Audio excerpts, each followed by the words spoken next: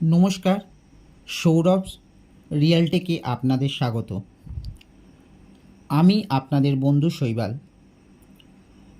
আজকে আমাদের দ্বিতীয় এপিসোডে নিয়ে এসেছি আরও একটি সত্য ভৌতিক ঘটনা। অশরীরী বা আত্মা সম্বন্ধে সবাইয়ের ভিন্ন ভিন্ন মত আছে। কেউ বিশ্বাস করে আর কেউ কেউ করে না। তবু তাদের অস্তিত্ব আছে, এটা প্রমাণ পাওয়া যায় কিছু কিছু ঘটনায়। প্রথমেই আপনাদের কাছে ভাষাগত যদি কোনো ত্রুটি হয় তার জন্য ক্ষমা প্রার্থনা করে নিচ্ছি। আপনাদের জানিয়ে রাখি, আমার বলা ঘটনাগুলি কোনো বই থেকে নেওয়া গল্প নয়।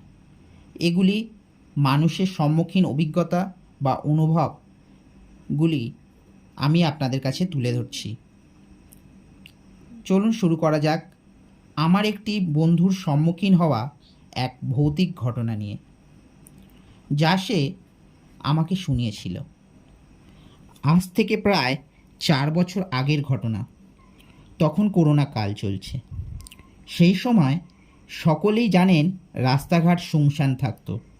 মানুষজনের দেখা পাওয়া প্রায় অসম্ভব হয়ে পড়েছিল। আমার বন্ধুটি ছিল মধ্যবিত্ত পরিবারের এক ছেলে, তাই তার কোনো গাড়ি ছিল না। সংসারের অভাব মেটানোর জন্য 5 কিলোমিটার দূরে সাইকেল নিয়ে সেই সময় যাতায়াত করছিল। ঘটনাটি ঘটে সেই দিন যেদিন তার ফিরতে রাত 10:30 বাজে। সে রাস্তা দিয়ে ফিরছিল সাইকেল নিয়ে, একা। সারা রাস্তা খালি, কোনো জনমানুষ নেই। একটি পোড়ো বাড়ির কাছে আসতেই তার সাইকেলের পিছনে ভারের অনুভব হয়, যেন কেউ উঠে বসলো। সে প্রথমে ভাবছিল ক্লান্ত হয়ে গেছে, তাই তার ভার অনুভব হচ্ছে, কিন্তু আসলে তা ছিল না। সে তার পিছনে কেউ বসে আছে অনুভব করতে থাকে। এরপর তার শরীর দিয়ে অনবরত ঘাম ঝরতে থাকে।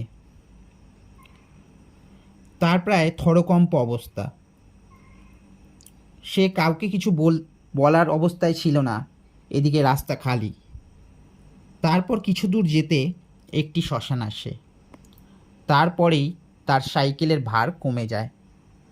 সে রাম নাম নিতে নিতে বাড়ির দিকে চলে যায়। তারপর থেকে অনেক দিন কেটে গেছে। সে আজও ওই রাস্তা দিয়ে আর যায় না। আমাদের জীবনে অনেক কিছু ঘটনা এমন ঘটে যার কোনো ব্যাখ্যা বা প্রমাণ পাওয়া যায় না, কিন্তু সেই সব জিনিস নেই যে তা অবিশ্বাস করা উচিত নয়। আপনাদের জীবনে এরকম কোনো অভিজ্ঞতা থাকলে তা শেয়ার করতে পারেন আমাদের ইমেল আইডিতে, যা ডেসক্রিপশান বক্সে দেওয়া আছে। নেক্সট এপিসোডে তা শোনানো হবে। আমার শোনানো গল্প যদি আপনাদের ভালো লেগে থাকে, লাইক এবং কমেন্ট করতে ভুলবেন না। সৌরভ রিয়েলটেকে আজ এই পর্যন্তই। দেখা হবে পরের এপিসোডে আবার নতুন কোনো সত্য ভৌতিক ঘটনা নিয়ে। নমস্কার।